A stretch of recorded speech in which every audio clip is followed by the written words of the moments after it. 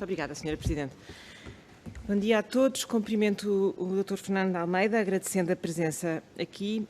E pronto, o que nos traz hoje aqui é o plano de operacionalização da testagem em Portugal, que eu tive a ocasião de ver publicado ontem e ler hoje de manhã bem cedo, para poder estar preparada para esta audição.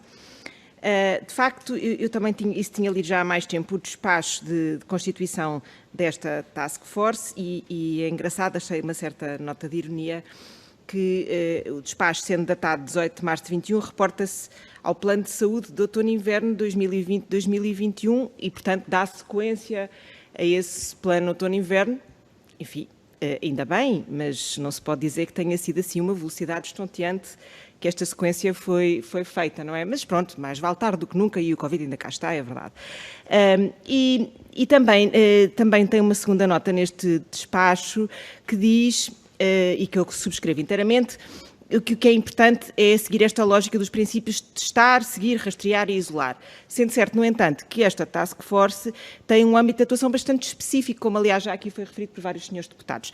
Foca-se estritamente no testar, o que é bom, permite ter uma atenção mais focada, mas realmente, se a seguir não fizermos o seguir, rastrear e isolar, bem podemos testar muito, que já vimos que não cumpre o objetivo. Mas pronto, o âmbito é este, é testar. Portanto, e na verdade, a Task Force é então um agregador das várias peças do sistema que concorrem para a testagem, não é? O Infarmed que autoriza os testes, a DGS que faz a norma, os serviços partilhados que têm os sistemas, portanto, cabe a esta Task Force, e como de resto vem no papel que foi distribuído ontem, definir a estratégia e depois ver se resulta, se estamos de facto a testar em termos certos. E era aí que eu gostava então de me situar.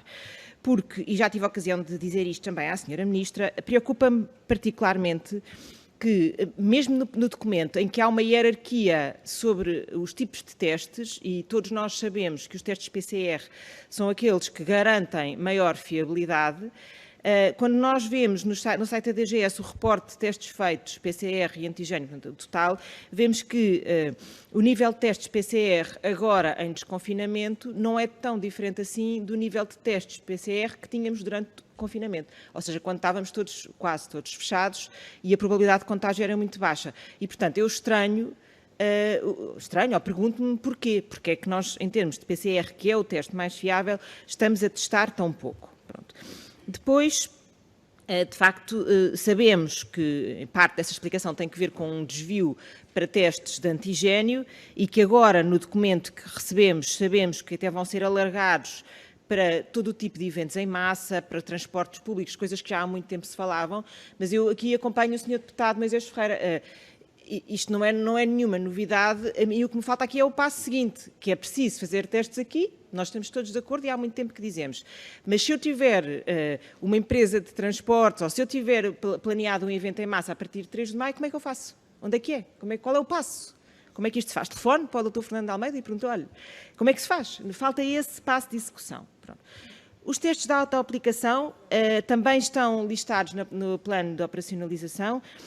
E volta a ser dito mais uma vez aqui que é muito importante que seja feito o reporte dos casos positivos e também nos negativos numa plataforma, particularmente no caso dos negativos, que vai ser desenvolvida no site da DGS. Bem, e cá estamos outra vez, não é? Vai ser desenvolvida. Os testes já foram anunciados, já foram aprovados pelo Infarmed, já foram anunciados pela Sra. Ministra no início de fevereiro, alguns em fevereiro, mas ainda não temos a plataforma para fazer este reporte. E se nós sabemos que já são testes pouco fiáveis e que a probabilidade das pessoas fazerem o reporte já é baixa, se nós ainda dificultamos, ou melhor, não agilizamos a maneira de fazer o reporte, pode estar a passar à margem uma quantidade de casos que valia a pena nós sabermos.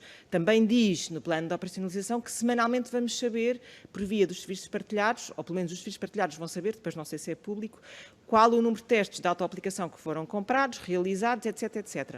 Quando é que nós vamos ter acesso a esses dados? Onde é que está essa informação?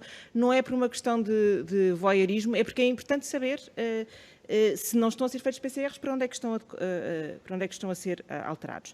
Finalmente, e para acabar, nós também sabemos já há bastante tempo que existe tecnologia em PCR, seja qual for o formato, seja qual for a recolha, o tipo de colheita, há tecnologia para testes duais, ou seja, para testes que identificam não só se a pessoa tem Covid, mas qual a variante desse contágio.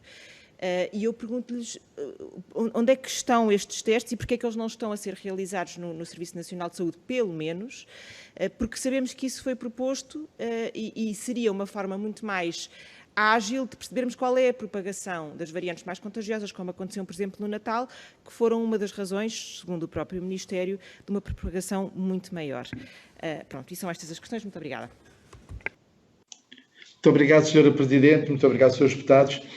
Gostaria de começar, então, a responder, em primeiro lugar, ao Sr. Deputado Maló de Abreu, e que devolvo o cumprimento ao colega de curso e agradeço as palavras que referenciou, e tentar responder aqui concretamente às questões que me foram passadas. Naturalmente que, enquanto coordenadora deste programa e desta task force, que tive a honra e com entusiasmo, naturalmente que as coisas não têm um princípio hoje, nem é a partir de hoje, conforme vos disse, que a testagem já foi aumentada. Curiosidade já agora, eu também sou oficial da Armada, na reserva, tive serviço militar obrigatório e, portanto, também me posso comparar não à outra task force, que é em cumprimento o trabalho desenvolvido na vacinação, mas, por certo modo, também andei na Armada. Sobre o nosso plano, há aqui três perguntas muito concretas. O primeiro é distinguirmos aqui o conceito de maciço e massiva. Eu utilizo relativamente muito poucas vezes esses conceitos, porque temos alguma dificuldade em esclarecer e em explicar o que é que significa exatamente os termos massivo e maciça, embora se compreenda, se queira dizer que é uma testagem que eu prefiro dizer generalizada e em grande escala. Ou seja, é aproveitarmos todas as oportunidades de testagem. E eu aqui, se me permitem, nesta minha intervenção, vou tentar responder um pouco às questões que também foram colocadas pelos outros deputados, sem esquecer questões específicas que aqui foram colocadas. Mas quando nós falamos nesta testagem, temos que sempre ligar a três aspectos fundamentais. O primeiro é o valor intrínseco daquilo que nós estamos a conversar e daquilo que nós estamos a atuar e daquilo para onde nós vamos caminhar. Ou seja, o contexto. E o contexto diz muito da capacidade de utilizarmos um outro raciocínio, que é: não esperem que esta task force ponha a fazer ou se comece a fazer testagem sem critério. Um dos principais pontos é testar com critério e ter critério na testagem. Porque, como aqui também já foi referido, nesta questão do testar, rastrear, implica uma capacidade de resposta. E, portanto, nós temos que utilizar muito bem a nossa capacidade de testagem, a nossa direcionalidade para aquilo que é importante testar e detectar, e é nesses conceitos que nós nos devemos focar, ou seja, focar uma testagem com critério dirigida às situações de acordo com o contexto, seja grupos de risco, seja situações de aproximação de situações que podem colocar outras populações, seja em concelhos de menor dimensão, irei também abordar essa questão. Aquilo que nós pretendemos é promover e fazer esta testagem, mas com sentido e com critério. O segundo aspecto que eu gostaria aqui de esclarecer é que, dentro do conceito massivo, nós não temos, e implicamos, eu já falei disso, de somos inclusivos e participativos. Ou seja, não é uma tarefa só do A, do B ou do C, ou da empresa A, do B, C. Vamos naturalmente correr todos os setores da economia nacional, e todos são, disse-vos, e todos vão ser convocados. Naturalmente que não vamos aqui, obviamente, criar uma task force obrigacionista, de obrigatoriedade, mas de certeza absoluta que vamos promover que todas, e aqui claramente podemos eventualmente acordar, depois aqui também numa resposta aqui que foi, numa pergunta aqui que foi solicitada pelo Sr. Deputado João Dias, falar em relação às responsabilidades das empresas, às responsabilidades de todos os setores nesta testagem. Mas, reparem, nós temos neste momento uma capacidade de testagem no país que nos deixa tranquilos. Eu vou repetir, temos uma capacidade de testagem no país que nos deixa tranquilos.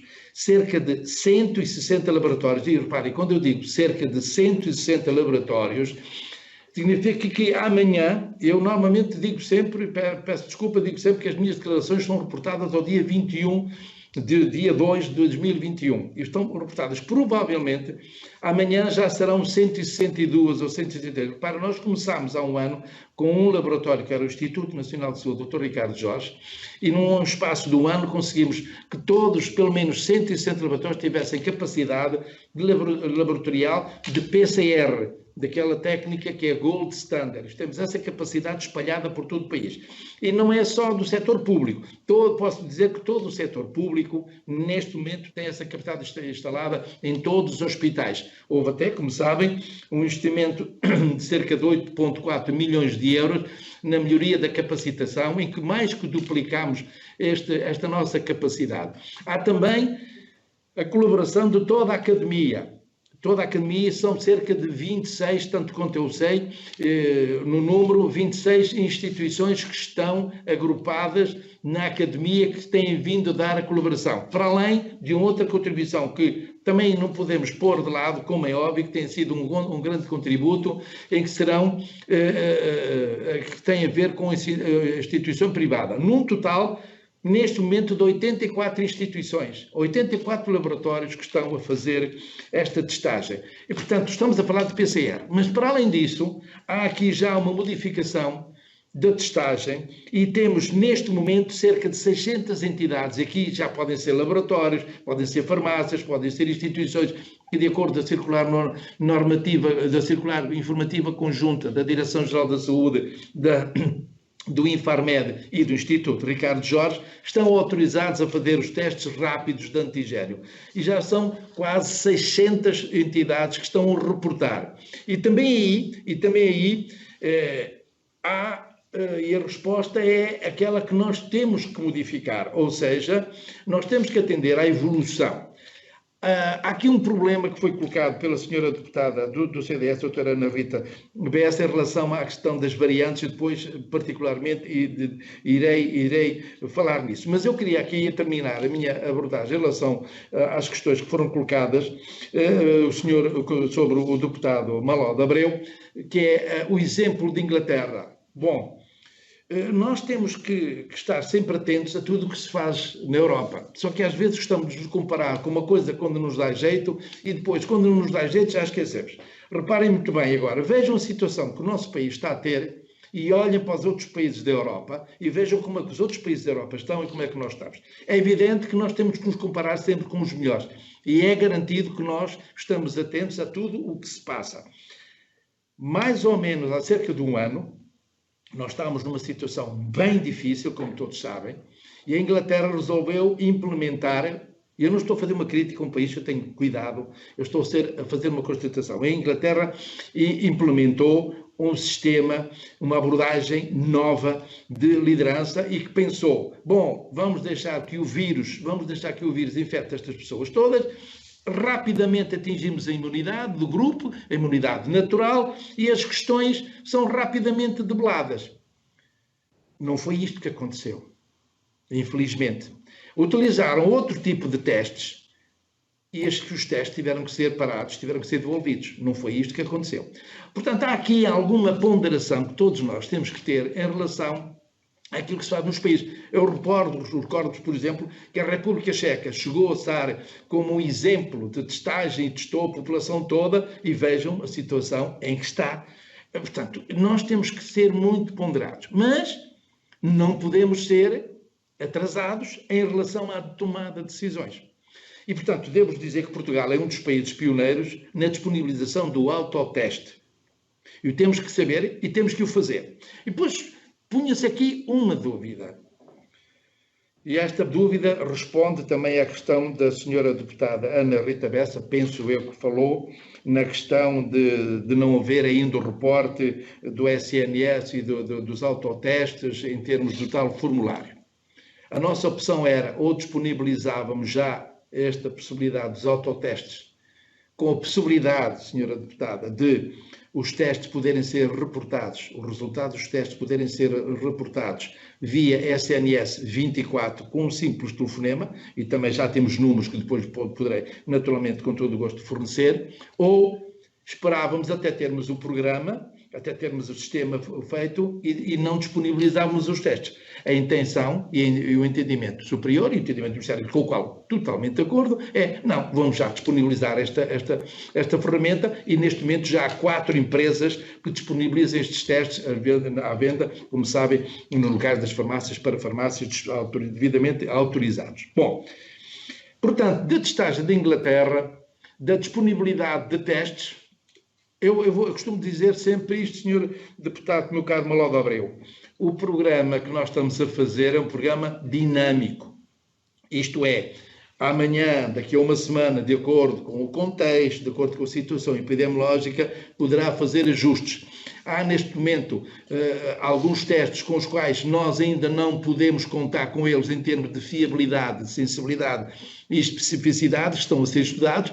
Nós e todos os países, nós estamos em permanente articulação com todos os países. E devo dizer que Portugal é pioneiro nos autotestes, é pioneiro nos testes de antigénio e é pioneiro em todas as modalidades. Desde que, e já agora, da modalidade de teste de saliva em PCR.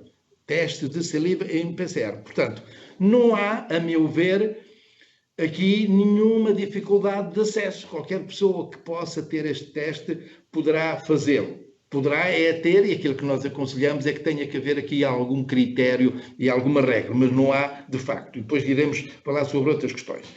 Portanto, a disponibilidade de Inglaterra, de nós em Portugal adotarmos o modelo de Inglaterra que oferecermos, também acontece isto na Alemanha, está a ser ponderada, está sempre em cima da mesa, mas não é neste momento o foco das minhas atenções, neste momento, nesta altura em que estou a falar. Quanto ao plano de comunicação, também já está. Repara, a nossa task force,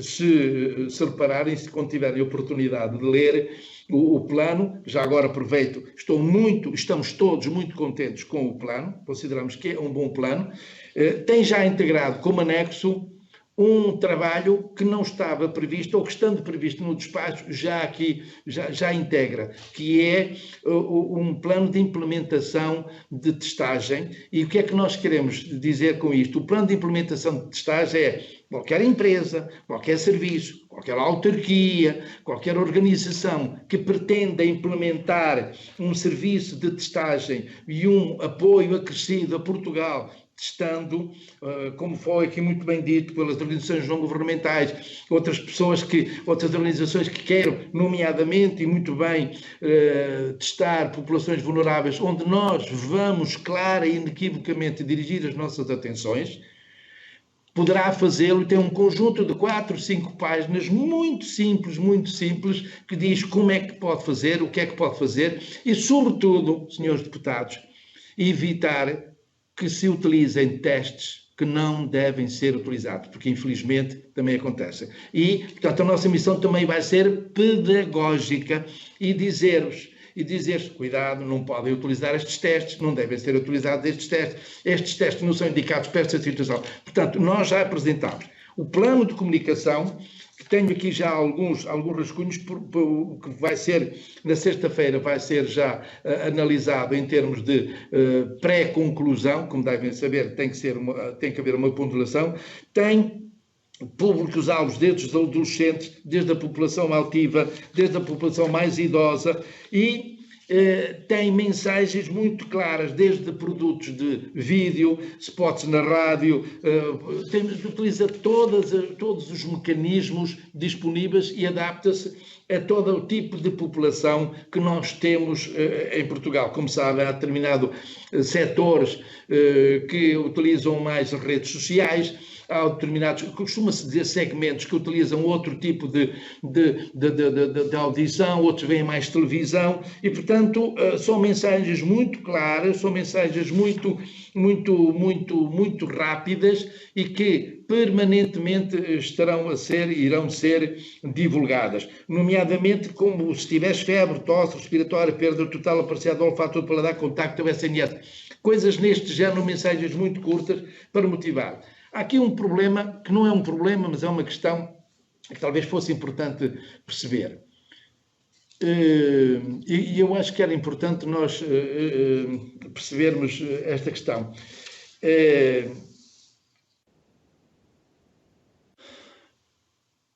Portugal, todos nós, estamos há um ano nesta situação. Mas não é só Portugal, é o mundo inteiro. E os portugueses, e eu agora não estou a fazer nenhum clichê, estou a ser sincero, como sempre sou, aguentaram toda esta situação. Os confinamentos, os sacrifícios, os desempregos, todas as atribulações, e mostraram uma maturidade que é justo reconhecer. Não falo de situações pontuais, como é evidente, todos nós percebemos. Mas não olhando para a Europa toda, Portugal tem dado mostras, e os portugueses têm dado mostras de uma maturidade incrível. É isso que nós vamos buscar, é isso que nós vamos procurar. E é isso que funcionou e vai funcionar na autotestagem. Temos um risco, é que quando se faz a autotestagem, normalmente são as populações que já estão mais disponíveis, já estão mais avisadas, de acordo com aquilo que chamamos de modelos de crença, têm motivos de saúde, estão muito motivados para a sua saúde, é que nós podemos usar. E é por isso que é importante que esta Task Force esteja aqui para facilitar e colaborar com todas as entidades e todas as empresas. E, portanto, sobre essa questão, acho que está mais ou menos respondida. Eu já só tenho 5 minutos, tanto quanto eu percebi aqui do meu relógio. Dr. Moisés Ferreira, muito obrigado pelas suas palavras, obrigado pelas suas considerações. E sobre as considerações mais gerais, se me permite, eu iria dispensá-las, embora me mereçam todo o respeito, mas são constatações. Sobre as questões claras das empresas e aos pontos de testagem na comunidade, confirmo, se tiver oportunidade e quando tiver oportunidade de ler, que vai ser um dos grandes alvos deste programa é convocar as empresas, promover testagens e, por exemplo, sempre em articulação com as autoridades de saúde e sempre em articulação com a Direção-Geral da Saúde e com a norma 019. É a norma que nos regula em tudo isto. Mas dou-lhes um exemplo. Numa empresa AXB, há um caso positivo, testa-se imediatamente todo o grupo e todo o universo. É esta a política que nós vamos fazer, é essa a política que nós temos. Nós agora temos uma política de testagem, temos um acesso a um teste mais rápido, embora esta rapidez às vezes seja discutível, do ponto de vista logístico, mas em termos de preço, em termos de facilidade, em termos até de know-how para se fazer o teste, vamos utilizá-la. E aqui estou também já a responder à senhora deputada Ana Rita Bessa, tanto quanto eu consegui perceber, em relação à questão da hierarquia dos testes. E depois lá faremos também, a ver se me dão 1 minuto, agora vou pedir alguma bondade da Sra. Presidente para não cumprir o prazo, porque as questões, como deve calcular, são imensas. Mas, quando diz que nós, nos pontos de testagem na comunidade, é exatamente isso que nós queremos, na tal modalidade que aí fala, que é a testagem oportunística. Essa aí, grandes superfícies, grandes empresas, grandes estações de rodoviária, todas as empresas rodoviárias, vamos caminhar para que seja uma normalidade fazer testes e fazer a testagem, pelo menos enquanto esta situação se mantiver, que esperamos todos que acabe rapidamente. E, portanto, estas associações de apoio a migrantes estão todas tipificadas, estão todas previstas, e é isso que nós iremos fazer. Sr. Deputado João Dias, do Partido Comunista Português, muito obrigado pelas suas questões. Acho que em algumas questões, a minha intervenção já respondeu a algumas das suas questões, mas concretamente em relação à capacidade de recolha das amostras, ela hoje é mais que evidente, é fácil, não é um problema para nós, até porque, como sabe, também a evolução técnica e científica nos permite utilizar cada vez mais, agora até só basta o autoteste, é só com uma colheita nasofaríngea, é autoteste, mas não é esse o problema nosso em termos de capacidade capacidade de resposta. Devo-vos dizer que, por exemplo, em termos de movimento que já estamos a fazer, já estão inscritas, já temos programas de mais de 300 empresas, seja do setor, sobretudo do setor do arco, daquilo que se chama os governos, de empresas públicas, semipúblicas, e, portanto, já temos os planos todos. O que é que estamos a fazer? Estamos a incentivá-los. Estamos a conjugar, estamos a corrigir alguns aspectos do ponto de vista pedagógico, e é essa a nossa missão, e estamos a promover, a facilitar toda esta testagem. Portanto, aqui a responsabilidade das empresas vai ser chamada, conforme já vos disse, vai ser chamada àquela metodologia, aquele princípio que é testagem inclusiva e participativa. Todos nós temos um dever cívico. Não podemos dizer que isto é com o governo, ou isto é só com A, isto é só com B, isto é só com o Ministério da Saúde. Todos nós temos que ser convocados para este desiderato. Relativamente à questão, e logicamente, Sr. Deputado, a testagem tem que ser sempre feita em articulação com as autoridades de saúde, porque tem que haver uma capacidade de resposta.